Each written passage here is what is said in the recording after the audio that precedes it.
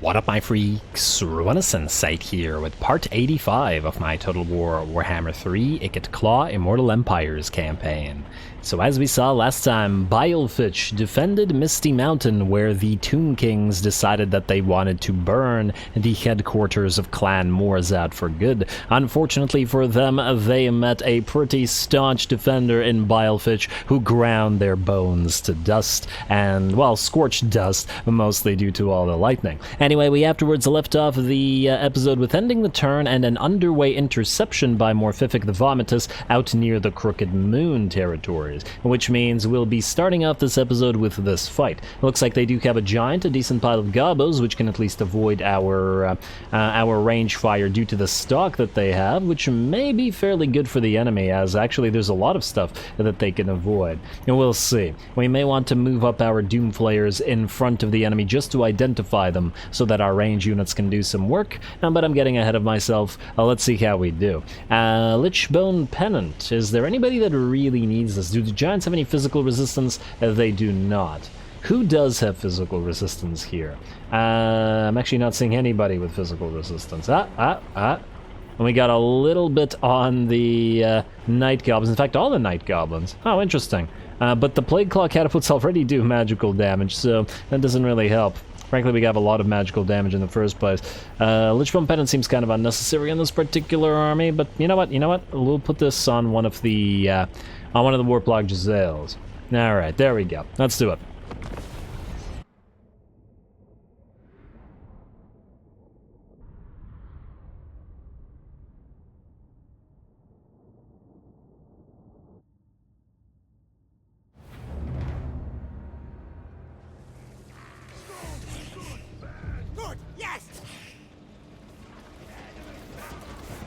Alrighty, here we go, and I noticed that the pump rats continue pumping despite the wheels not moving, interestingly enough. I guess to power the generator, or whatever the hell that thing is, on the back of the Doom Wheel. Having whatever that is right beside your head is probably not a good thing either, but you know, rats aren't known for their workplace safety and all that. Anyway, here we go. We've intercepted the enemy army, and they are indeed going to move towards us immediately. It's going to be Morphific's job to move forward a little bit to identify some of the enemies, though of course we also have another way of doing it, which is summoning units of menace below, right in the middle of the army, which will reveal for the rest of our army the gobos that, while we can see, because this is a replay, I obviously wouldn't have been able to see while playing it. Anyway, it's going to be the job of the artillery and the Giselles to do as much damage as they can before the enemy get to us. We have a fairly decent position, as over in the background you can see we're on top of a little hill. A very small one, but enough of an elevation both for the Giselles and the Warp Lightnings to do their work. Alright, all 4 hits, and the Giant is not actually going to get knocked down from that. Hopefully the next volley will knock him down, because that was the animation I was waiting for. Alright, and here comes the rest of the fire. Come on. Now, big boy doesn't want to topple. Okay, well, then we can topple him later on by just killing him outright, as he is down to half HP already. Speaking of half HP, it looks like the enemy Lord is also in a similar predicament, though we will have to be careful, and he is starting to move towards our lines. Getting focused down now by both of our units of Giselles as he's drawn a little bit uncomfortably close to us. And we'll be routing as soon as he gets to our battle lines. Gotta watch out for those death globes, though, as they're more of a danger to us than they are to the enemy, especially once said enemy has routed. Over in the background, it looks like the Giant still refuses to topple, but is at 25% HP. Maybe Warp Lightnings don't have enough of a stagger to topple Giants. I do have to wonder. I know that Luminarchs can force these guys to fall down, and I feel like I've seen little Groms do so as well, but they're single target artillery, or single unit artillery.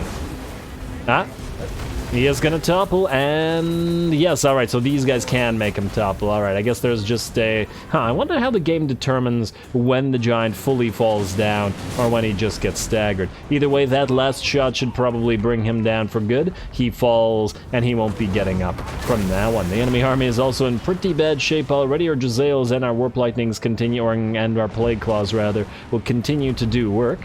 Though finally we're gonna get some shots from the Death Globes and Poison Winds. The enemy has taken quite a while to get here, and while the enemy did try to move in with some of those pump wagons, we simply countercharged them with our Doomflayers. I do like using Doomflayers together with melee units so they can countercharge enemies instead of allowing our relatively fragile clan rats to take the charge, and on top of that, they can help with mincing infantry.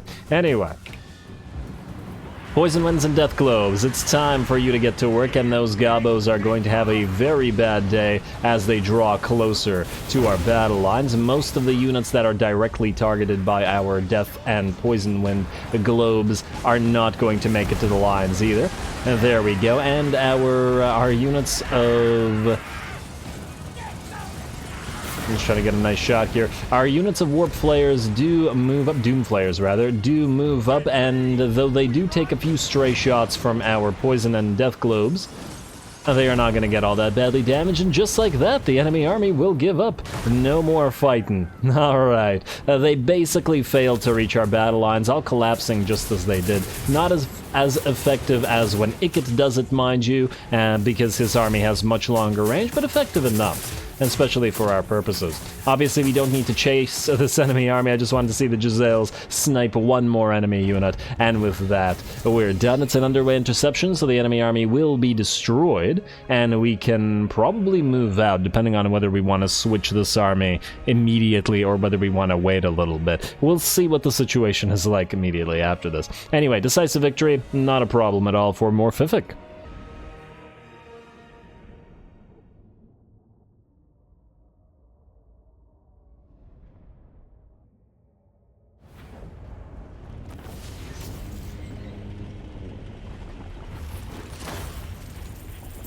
Alright, very nice but hardly surprising. Morphific is a pretty old hand at this sort of thing. You know, I know that we're going to change up this army, as in Morphific is going to have a completely different army once we're done with these three that are up here, but I do really like his army composition. It feels like everything has a purpose. It's nicely balanced, it's got a decent mix of range and a non-range units. The Doomflayers act in concert with the Clan Rats and aren't as susceptible to damage from our own Poison Winds and stuff. The Warp Grinders work in emergencies to stop enemies via Seismic Snare.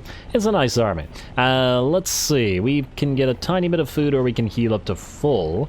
I imagine that we're in our own territory, so the heal up would actually be pointless, so let's just get the sell off then. Lovely. Alright, let's see if anybody will attack, and indeed, actually, we're going to have two battles in a row. Grom the Paunch, in March stance at that, is going to fall for Garth's ambush. Alrighty, well, that's great. Absolutely great. His army will be destroyed if we win, though. The Ragnarok is again concerning. Garth, one of our only armies that doesn't have Giselles, keeps encountering frickin' Ragnaroks. And of course, Grom himself is also going to be quite the problem, but at least he has piles of Gobos, though we'll have to watch out for the fact that they're in stock as well. And nonetheless, it is an ambush, and... oh, wait. Huh. I imagine they're in stock, but as long as we're deployed close enough, we'll be able to see them all anyway, so that won't matter. Lovely. Here we go.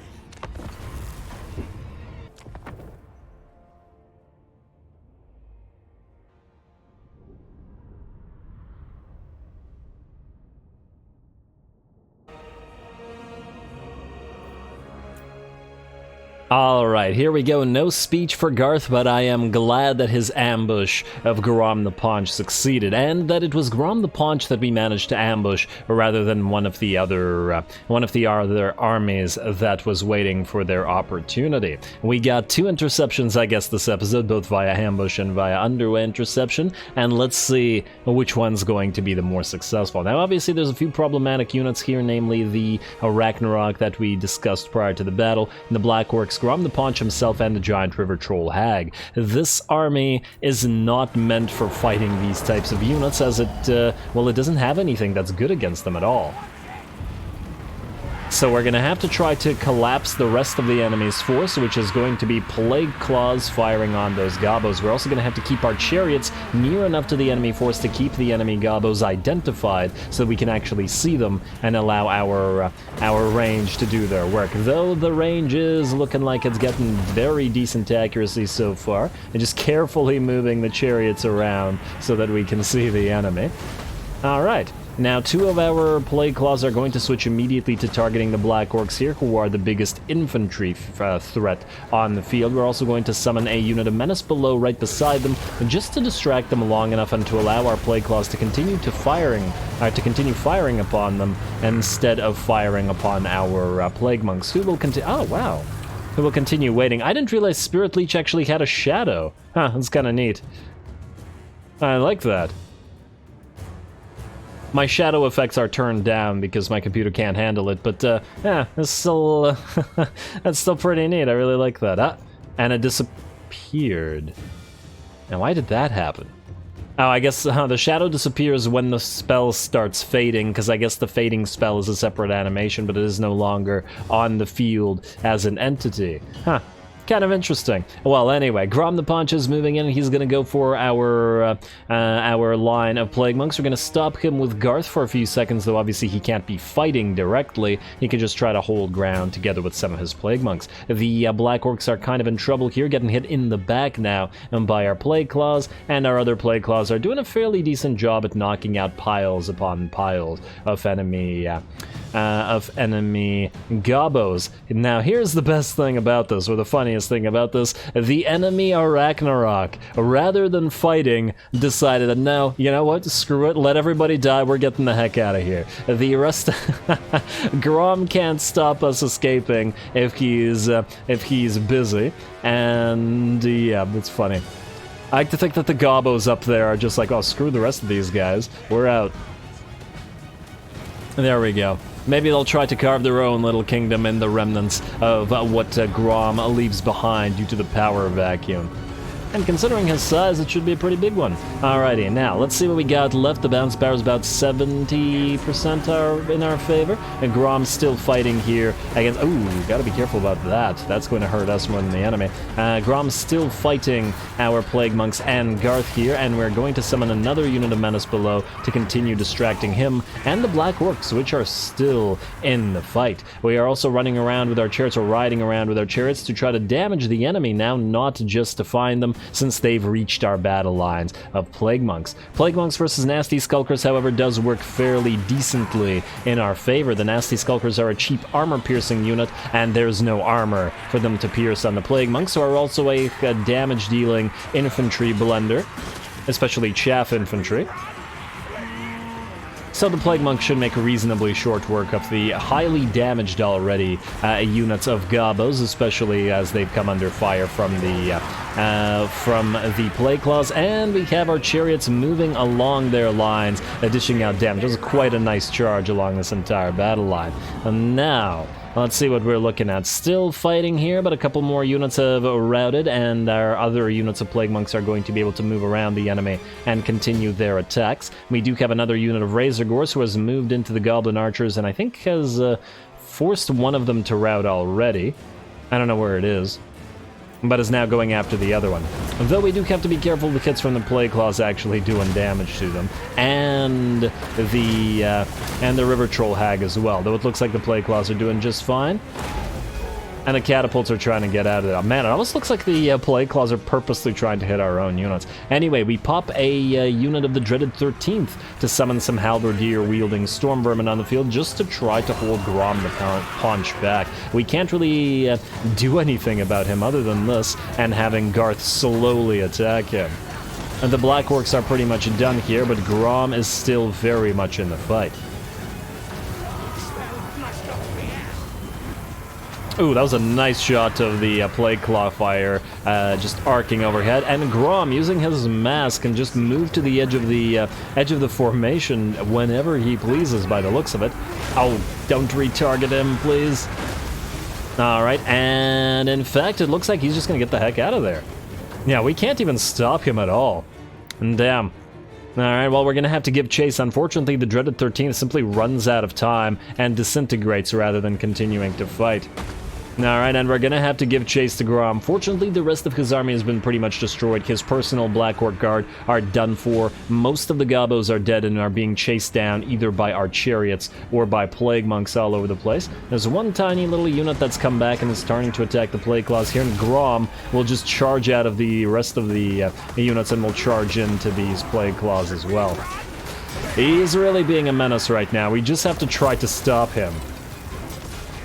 Another menace below coming down to try to add bodies to block him from attacking the Plague Claws.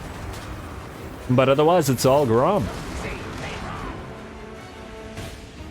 Looks like still a couple of units left here. Well, you can watch this, mostly because it's not very interesting to see our units slowly whack away at Grom. By the looks of it, we're going to have to just force the rest of his army to rout, and then Grom will rout rather than killing him. But that's kind of par for the course for previous battles with regards to Garth's army, and just because it has trouble with these single entities. But not to worry, we will build Jezzails eventually. And there we go, looks like that unit of Gobos is out. I see the River Troll Hag running, and yes, indeed, Grom will book it out of there as well, with still a very decent amount of HP, and he will have more as he runs off the field, but we don't care because this was a march stance ambush, and the enemy is done for. Lovely. A decisive victory for Garth, and he's pretty much completely screwed Grom over. Granted, Ikit did a lot of work on Grom's main armies that spawned, but Garth still has had a lot of work to do, taking out all of these territories, and of course here, Grom himself. Nice little interception for him, very successful. Let's see if we can't take the settlement and finish the faction off.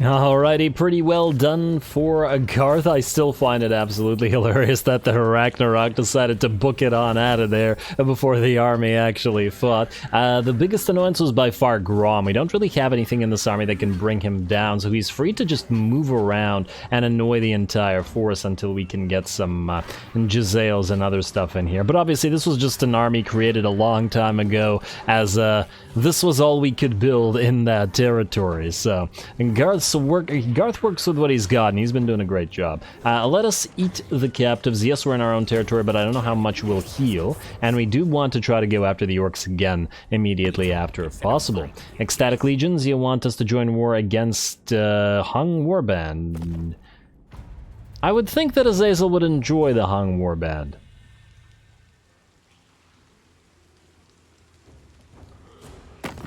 Alrighty, Karan of the Gore. Nothing surprising. Karan of the Gore Hunt. What do you want? Oh, you want this trade agreement. You know what? He's been fighting our allies for such a long time, but he's somehow still alive. You know what? We're just gonna do it. It's free money. It's quite a bit of free money at that. Let's just do it. Screw it. What do you offer? Why not? At this point, it's a waste of time not to. Scaling want military access, but we might actually just try and kill them later if we really feel like it. We shall see. Refugees of War Clan Fester. Okay, I guess. I mean, maybe they had a few high-level lords. Who knows? Except the refugees, I guess. Why not? And hello, what do we have here? Scalpite. Oh, the box of eerie noises. Alright, so we've gotten this one before about the box of eerie noises, which it does provide the discouraged effect, but if we investigate the box, we get 10 turns of plus 50% research rate, which is extremely nice. Granted, one of them is going to be wasted one of those turns, so let's say 9 turns, because this tech is almost complete, but I feel like we gotta go with the investigate the box. Yeah, discouraged effect is once again nice, but it's probably not worth it. Not compared to 10 turns of research, and we have so much research still to go, so let's investigate the box. And hello, the Mutant. You have either one-eyed local characters. No, what about Overlord's Musk? Control characters' leadership and leadership aura size versus control for all provinces, which is nice, but it's not like we're having any control problems right now. I think Overlord's Musk on the Mutant. No one dares question the one bearing their Overlord's scent, and at least this might separate the Mutant out from all of his clones. So yeah, spray him. Alrighty, and now let's see. Ally mobilizes towards settlement. Let's see. Okay, ally really mobilizes towards settlement. Oh my, look at that. That is a lot of bone rattlers up here. Defeated Tic-Tac-Toe for Scalpite, and that was a great battle. Last episode, Garth defeated Grom the Paunch. The mutant has that new trait. Clan Skryre Saboteur, though it's really useless for us. And a bunch of free items. Lovely. Wa fails for Grimgor Zard Boys. We don't care about that. Adagig has received a plague, though it is not our annoying plague. It is Festus's much weaker plague. And Salzenmund as well. I guess this place is all going to get very corrupted by Nurgle, but once again, I'm not sure that we care. Lord Skrolk is up and running. Very nice. Alrighty, your settlement receives plague Norden. Okay, we get it. Everybody's plaguing up, everybody's confederating. That's enough of that. Alrighty, Lord Skrolk. We are going to put you into Snicketch's army, or you're going to replace Snicketch in a few seconds. What we want to do here is we want to go into regular stance. Doesn't really matter what stance. Well, you could go back to the stance after. Go into regular stance, transfer to Skrolk, 2 Plague Monk Sensor Bearers, putting him up to 17. Yeah. Like so. These guys are assassins, right? Yes, they're not for Skrolky. Nickich, you are then going to go here to this thing. If you can... damn it. Oh, come on. I had it for a few seconds. There we go. Go there. Alright, we're going to send him there to grab the island and the free, hopefully... Oh, you can't reach it? Oh, you can reach it. I know I bothered with all that. Captain's chest, wax-sealed rations, and a little bit of money. Okay, not what I was hoping for, but better than nothing. And then we will move you into full-speed stance right here. And then Boilrin, you're going to continue recruiting. But you will continue recruiting for Deathmaster Snitch. Replenish troops. And all of you join this army as well. Scouting. Wait, you're a Grey Seer of Plague. Why did we need a Grey Seer of Plague? That's not the one I was looking for, it was you. And we need the assassin. So we have 1 assassin and... Oh, you can't reach him? Oh, come on, Ashen Sorcerer. Didn't we get more units coming in? We got 1 more assassin. And that's you, Nurglost. And... yeah, I swear that we... Oh, this is also an Ashen Sorcerer. What did I click on then? Alright, I'm just crazy. I thought I saw... Oh, Boilrin was the Grey Seer. Okay, yeah, ignore me. Just ignore me. You know what? The Assassins maybe should be after the Sorcerers. We'll put the Sorcerers in like that. Anyway, this will leave how much space? Okay, just relax. This will leave 1, 2, 3. So we'll be at 18 out of 20. Maybe a couple more Warplog Giselles, maybe a couple of Eshin Triads, just in case. Though, I don't know, I'm not sure that there's gonna be that much use for them. I really just want it to be an all-ranged army for Deathmaster Snitch. I feel like it'll be a very fun one, with tons and tons of Gutter Runners with poison. You know what, let's for now build... Well, then again, I don't remember what he buffs. That's the thing. If he has crazy buffs for Death Runners or something, then it would still be better to... Where is he? He's got 3 turns. You know what? Let's just build the Gutter Runners for now. And that'll be Gutter Runners with poison, not the Slingers. And then we will join the other 3 heroes in this army, and then we'll set sail and then replace whatever Lord commands afterwards. Though Boilrin is actually cunning, so we may actually want to keep him around here. Maybe get Tretch's army up and running, though that depends on whether that'll be a different army or not. Also, Snicketch, you are quite nice as well, but for now you are going to be going away. And we're going to be replacing you. Where's Lord Skrolk? Here he is. There we go. Skrolky. Lovely. And where are you able to go, Skrolky? What do we have for you? Voice of the Horned Red. You don't have Envoy of the Council, which is fine. You have Infiltrator, which is a waste. Damn, we are going to have to reset your skills. Alrighty. Annoying, but oh well. Also, did he actually reduce the upkeep or not? I feel like the money didn't move, but whatever. Oh, you know what? Let's reset the skills and then we'll see. So we're at 36,300, reset. Yes, okay, that did work, alright. Then you are going to get to Loathsome Appearance. Definitely Plague Lord, definitely not Herald of Decay. Who cares about the control and the Skaven corruption? And just Plague Lord for the upkeep and stuff. Root Marcher, Inspiring Presence, definitely Pestilent Breath. We will also get Aura of Pestilence, so that you debuff the enemy, and we can have the Voice of the Horned Rat as well. Lovely. Then, we probably do want Quartermaster on you, but the first things we need to do is get an engineering skill for those Plague Claws, and to get respected and feared for the Plague Monk Sensor Bearers. We definitely want Vermintide, and probably Plague Rush as well, because we'll constantly be casting it. A Rally. And then we will want mutagenic elixirs for, once again, our Plague Monks. Stand and die, or die, stand and die. You know, for the Skaven in particular, maybe it should be renamed Stand and Die. Let's see, and then lastly, I guess Warp Smart for the Plague Claws as well, because we're pretty reliant on them in this particular army. Warp Smart. Alright. There we go, not so bad, and yeah, we're back up to where we should be. Alright, then you're gonna head out to Sartosa, my friend, wherein you will get 2 Poison Wind Mortars, and... wait. Or 3 Poison Wind Mortars. I was thinking about putting another Plague Monk in here, or Plague Priest in here. I feel like we should. It's Lord Skrolk. He needs all the Plague Priests. 1, 2, 3, and does he actually need the Warlock Engineer, I guess is the question. The main reason that I wanted this guy in here was Ballistics Calibration to power up the Plague Claws and the ranged units, and for the occasional use of Howling Warp Gale. And honestly, Death Frenzy is quite nice with the Plague Monks as well. I guess we'll keep it. It doesn't quite fit the theme, but I don't think we have much of a choice. I mean, obviously we do have a choice, but I feel like it belongs in the army. Just keep it in there. Alright, and then we'll get 2 Poison Winds, or maybe 3. Nah, 2 will be fine. And just to round out the range aspect of the army. And very nice. Alright, now let's see what we've got going on back here. So, a Leoness. What kind of defenders do we have? Relatively weak. If Gorbuds here is willing to fight outside the settlement, and Garth can reach him, yes he can. Oh, but if he ambushes him, then it'll fail. Ha. Ah, damn.